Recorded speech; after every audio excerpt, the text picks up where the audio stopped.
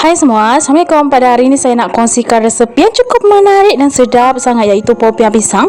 Nah, seperti anda ketahui di video sebelum ni saya ada pisang yang keseluruhannya dah masak. Jadi ini part 2 lah. Jadi saya nak buat popiah pisang coklat.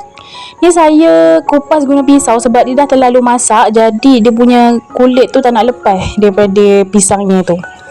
Nah, ni pisang yang telah saya kupas. Kemudian mari kita ke langkah selanjutnya. Dan untuk bahan-bahan yang kita perlukan selain pisang ialah kulit popiah. Saya paling suka kalau kulit popiah guna jenama ni. Dia tak liat sama sekali. Betul-betul crispy. Kemudian kita memerlukan coklat rice. Kalau nak guna coklat chip pun boleh juga, tapi sedapnya coklat rice lah. Nah, ni pertama sekali kita nak kupas helai demi sehelai kulit popiah kita ni.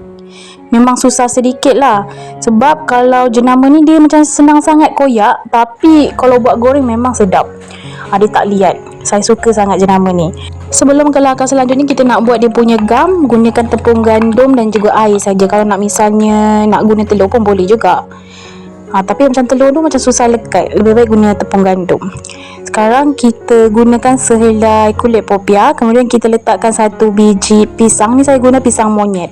Kalau anda ada pisang kapas atau pisang lain boleh je. Kemudian kita letakkan coklat rice. Tak kisah nak letak berapa banyak. Kemudian kita tinggal bungkus ataupun gulung je dia macam ni. Dan bahagian kiri kanannya jangan lupa kita letak gam supaya tidak terburai. Nah, nanti anda bungkuslah cantik-cantik. Macam saya ni sebab nak buat makan sendiri, jadi cincai-cincai aja. Dan bahagian hujungnya juga kita gam juga. Dan dah siap macam ni. Lakukanlah proses yang sama sehingga kita punya pisang tu habis. Tak kisahlah anda nak buat berapa banyak. Saya nak buat lebih kurang 10 biji je hari ni.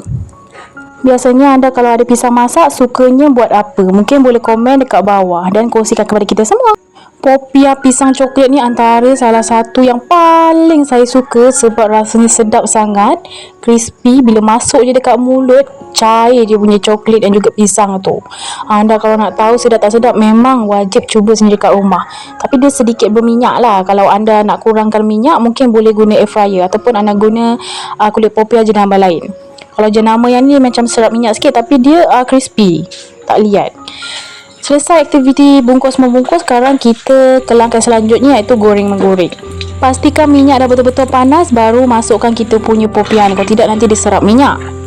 Dan jangan lupa juga dibolak-balik agar ia digoreng dengan sekata. Jika misalnya dah kekuningan macam ni, dah cantik, bolehlah angkat dan toskan.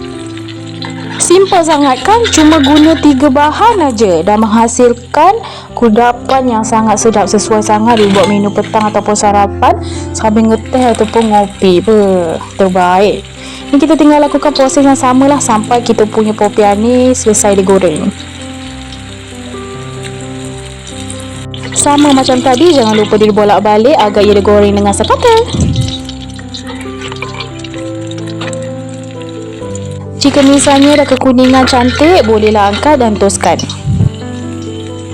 Nah, ini selesai sudah aktiviti goreng-menggoreng kita. Dan ini dia popiah pisang coklat. Rasanya sedap, manis, tapi tak adalah terlalu manis sangat. Normal aja sebenarnya. Nampak tak? Crispy sangat tu. Paling sedap dinikmati ketika ia masih panas sebab masih lagi crispy. Kalau dah sejuk, sedap juga tapi kurang. Jadi nikmati selagi ia masih panas. Jadi kalau suka, jangan lupa tekan like, jangan lupa share agar mereka yang lain turut dapat mengetahui tentang resepi yang satu ini. Dan jangan lupa subscribe for more video sebab saya akan kongsikan lebih banyak lagi resepi yang menarik. Jadi kalau ada pisang, jangan lupa untuk mencuba sendiri di rumah dan menilainya sendiri sama ada ia kena ataupun tidak dengan teka anda. Nak tahu sedap tak sedap, kenalah coba. Okeylah guys, sampai di sini je video kita pada hari ini. Jumpa lagi next video guys. Bye bye.